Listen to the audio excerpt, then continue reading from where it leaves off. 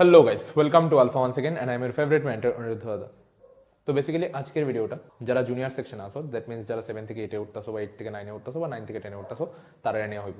প্রত্যেক বছর আমি হিউজ নাম্বার অফ স্টুডেন্টসের মধ্যে এবং হিউজ নাম্বার অফ গার্ডেনের মধ্যে একটা ব্যাপার নিয়ে সিরিয়াস কনফিউশন দেখি। আমি ক্লাসে অনেকবার ডিসকাস করি, প্যারেন্টস টিচার মিটিংয়েও অনেকবার আমি ব্যাপারগুলি নিয়ে কথা কইছি। আজকের ভিডিওটা ওই ওরিয়েন্টেডই হইব, বিকজ ইউটিউবে এটা নিয়ে কোনোদিন কথা কওয়া হয়েছে না। অ্যান্ড আমি চাই তুমি এই জিনিসটা আবার দেখো, আবার বুঝো জিনিসটা, অ্যান্ড এই কনফিউশনটা আস্তে আস্তে তোমার মাইন্ডের থেকে দূর হয়ে যাবে। I am talking to all the students of junior section, that means যারা 8-এ বা 9-এ বা 10-এ পড়বো, আমার কাছে পড়ো, অন্য কোনো XYZ জায়গাতে যেখানে খুশি পড়ো, বাট সবার মধ্যে এই কনফিউশনটা মোরলেস আছে যে আমি যখন জুনিয়র সেকশনে আসি তখন আমি কি বেসিক ফাউন্ডেশনের উপরে জোর দিতাম, NCERT পড়তাম, নাকি IIT ওরিয়েন্টেড বই পড়তাম, নাকি আমি জুনিয়র ক্লাসের থেকেই অ্যাডভান্সের প্রিপারেশন স্টার্ট করে দিতাম, নিটের প্রিপারেশন স্টার্ট করে দিতাম, IIT প্রিপারেশন স্টার্ট করে দিতাম, না করলে কি আমি খুব বেশি লেট হয়ে যেতাম, নাকি আমি প্রথমে NCERTর উপরে ফোকাস করতাম, স্কুল এক্সামের উপরে জোর দিতাম।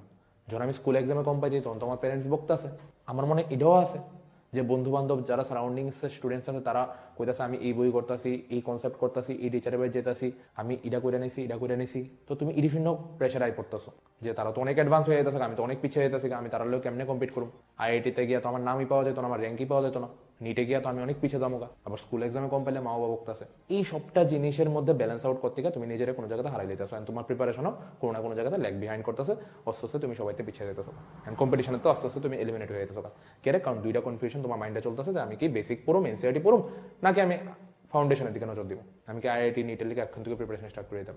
তো এটা একটা সিম্পল আনসার হইতে পারে এই, যেটা আমি বিলিভ করি, অ্যান্ড আমার এখানে সব স্টুডেন্টরা আমি এই ওয়েতেই প্রিপেয়ার করি। যারা এখানে পড়ো তারা অলরেডি জানো, অ্যান্ড এটাতে রেজাল্টও আইতেছে, প্রত্যেক বছর টপ নচ রেজাল্ট আইতেছে, স্টেট র্যাঙ্ক 1-2 আইতেছে, IIT-তে ন্যাশনাল র্যাঙ্ক আইতেছে, নিটে টপ মোস্ট র্যাঙ্ক আইতেছে। অ্যান্ড এটা সিম্পলিফাইড আনসার হয়েছে, শুধু আমি না, থ্রু আউট দ্য কান্ট্রি অনেক মেন্টার এটাই তোমারে কইব, যারা ভালো মেন্টার, যারা তোমার অ্যাকচুয়ালি ভালো চায়, অ্যান্ড যারা জানে অ্যাকচুয়ালি কেমনে গাইড করুন লাগে।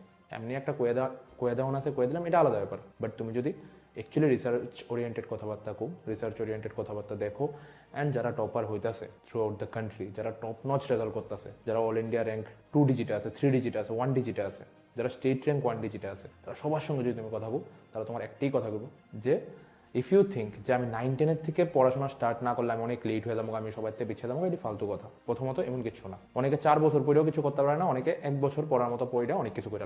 তো সবার টাইম লাইন আলাদা হয়, সবার প্রিপারেশন আলাদা হয়, সবার হার্ডওয়ার্ক আলাদা হয়। এবার কেউ 4 বছর ইকুয়ালস টু কেউ 1 বছর, কেউ 5 বছর ইকুয়ালস টু কারো 6 মাস, কেউ 5 বছর ধরে পড়তেছে বাট ইফেক্টিভ পড়াশোনা করতেছে না, আর কেউ 6 মাস ইফেক্টিভ পড়াশোনা করছে। What do you think after the end of the result, after the end of the day কার রেজাল্ট ভালো হইব? তো এটা সবার লোক কম্পেয়ার করাটা বন্ধ করো, যে এমুক এটা পড়ে লেতেছে, এমুকে অ্যাডভান্স করে লেতেছে, এমুক সারিটা পড়ে লেতেছে, এমুক সারিটা করে লেতেছে, করতে দো, রেজাল্ট তোমার হইব। জাস্ট কনসিস্টেন্ট থাকো, যাই করতেছো এটার মধ্যে কনসিস্টেন্ট থাকো, রেজাল্ট তোমার হইব। সেকেন্ড অফ অল ইজ, প্রথমে যখন তুমি ফাউন্ডেশন সেকশনে আসো, দ্যাট মিনস তুমি যখন জুনিয়র ক্লাসে আসো, ফার্স্ট কাজ হচ্ছে তোমার NCERT সবটা গো থ্রু করা।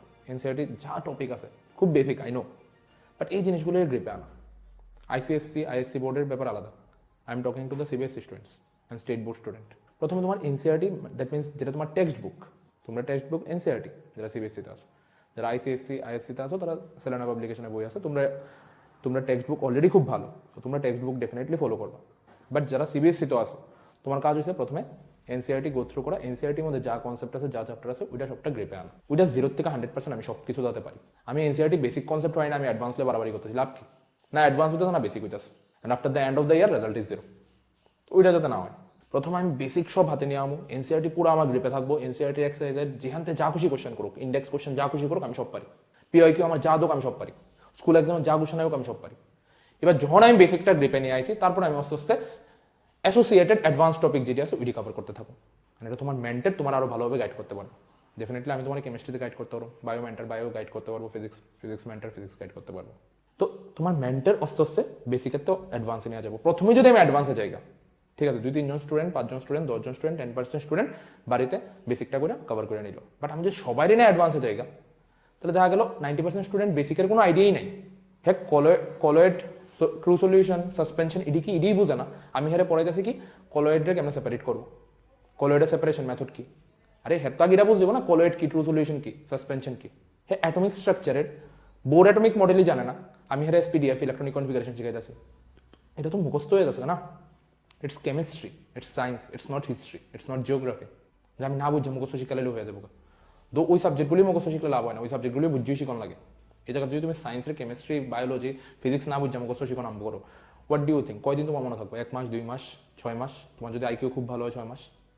ডু ইউ থিঙ্ক এক্সামে যখন তুমি বইবা, যখন তোমার মাইন্ডে 3-4 বছরের প্রেশার থাকবো, 3-4 বছরে যত কনসেপ্ট তুমি শিখছো ওই সব কিছু তোমার মাথার মধ্যে লইয়া যখন তুমি বইবা, ডু ইউ থিঙ্ক হঠাৎ করে তোমার একটা র্যান্ডম কোশ্চেন দেখলে জিনিসগুলি মনে আইব? তোমার কপির কোন জায়গাতে তুমি কোন কর্নারে কি লিখে রাখছো হঠাৎ করে তোমার দেখেই মনে আইব? নো, কোনোদিনও না। তুমি যদি বুঝা পড়ো তাহলেই মনে আইব। এখানে বুঝা পড়াটা খুব বেশি ইম্পর্টেন্ট, নাকি মুখস্থ করা। তুমি এখানে মুখস্থ করবার লিগে আইতেছো না, এখানে তুমি বুঝা পড়ার লিগে আইতেছো। তো প্রথম কাজ হয়েছে আমি এনসিআরটির একবারে সব কিছু কভার করে নেবো, একবারে বেসিক থেকে একবারে অ্যাডভান্স লেভেল অবধি, আমার টেক্সট বুকের বেসিক থেকে অ্যাডভান্স লেভেল অবধি আমি সব কভার করে নেব।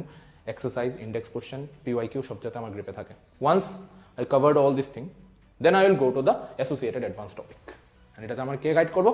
আমার রেসপেক্টিভ সাবজেক্টের মেন্টর। স্যার তোমার আস্তে আস্তে অ্যাডভান্স স্টেপে লয়ে যাবে। This should be the way. আস্তে আস্তে আইআইটির ফাউন্ডেশন হইব, নিটের ফাউন্ডেশন হইব, অলিম্পিয়াডের ফাউন্ডেশন হইব, বাট স্টেপ বাই স্টেপ। আমি যদি হঠাৎ করে 1 নম্বর সিঁড়িতে 5 নম্বর সিঁড়িতে লাভ দিই, আর মাঝখানে 2 নম্বর সিঁড়িতে যদি আমার পাও ও ছটকায়া পড়ে, তাহলে আমি শক্ত ব্যথা পাবো। আমি যদি স্টেপ বাই স্টেপ যাই তাহলে আমার পড়ানোর চান্স নাই। আর যদি বাই চান্স আমি নিজের মিস্টেকের লেগে পড়েও যাই, ব্যথা বেশি পাইতাম না। ঠিক? তো প্রত্যেক বছর আমি এই কোশ্চেনটা নিয়ে অনেক কনফিউশন দেখি স্টুডেন্টরা মধ্যে, গার্ডেনরা মধ্যে, অ্যান্ড প্রত্যেকবার আমার কাছে হিউজ নাম্বার অফ স্টুডেন্টের সেম কোশ্চেনটি বারবার ঘুরে ফিরে আয়, and this is the answer. I guess it was helpful and you will follow all this thing. তো কোনো জায়গাতে কোনো প্রবলেম হইলে ইউর দাদা is always there for you. The door of Alpha is always open for you. So, দেখা হচ্ছে next ভিডিওতে। Tata, take care, good bye, see you soon, love you all.